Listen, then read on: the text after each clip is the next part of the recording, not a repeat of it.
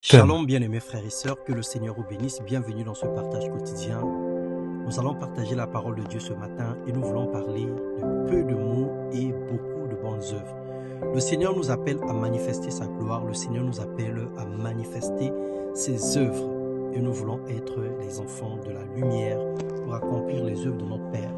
La Bible déclare que juste réjouissez-vous en l'Éternel, la louange sied aux hommes droits.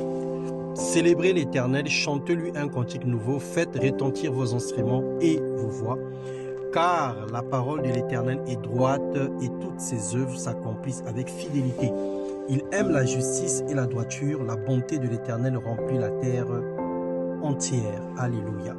Apocalypse 2, le verset 19 au verset 20, la Bible déclare, voici ce que dit le Fils de Dieu. Je connais tes œuvres, ton amour, ta foi, ton fidèle service, ta constance et tes dernières œuvres plus nombreuses que les premières. L'Éternel Dieu est omniscient, il n'y a absolument rien qui le surprend. Il n'a pas de conseiller et n'en aura pas besoin. Nos œuvres sont mises à nu et à découvert. À ses yeux, chacune de nos actes sont pesés et nous répondrons de nos actes et de nos paroles au jour du jugement. Nos œuvres suivent une courbe, soit elles montent vers le bien ou descendent vers le mal, et les chiffres sont connus dans le livre de vie. L'homme bon tire de bonnes choses de son bon trésor, et l'homme méchant tire de mauvaises choses de son mauvais trésor.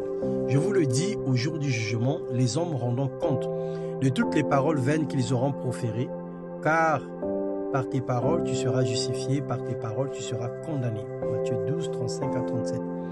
Ne te presse pas d'ouvrir la bouche et ne te laisse pas entraîner par ton cœur à formuler hâtivement des promesses en présence de Dieu, car Dieu est au ciel et toi tu es sur la terre, que tes paroles soient donc peu nombreuses. La bouche qui parle beaucoup ne manque pas de péché, elle se trompe régulièrement, alors qu'en agissant sagement, nous pouvons montrer de quoi nos cœurs sont faits. Nos œuvres sont comparées à un édifice. Si elles sont bonnes, c'est une construction solide, et si elles sont mauvaises, notre édifice s'écroulera. Ecclésiaste 5, 1 à 3. Mais le jour du jugement, il montrera clairement la qualité de l'œuvre de chacun et le rendra évidente. En effet, ce jour sera comme un feu qui éprouvera l'œuvre de chacun pour en révéler la nature. Si la construction édifiée sur le fondement résiste, à l'épreuve, son auteur recevra son salaire. C'est ainsi que se définira notre sort. Nous pouvons changer les choses si nous voulons. Tout est question de choix.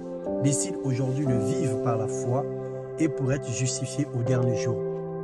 Que le Seigneur te bénisse et t'accorde la crainte de son nom.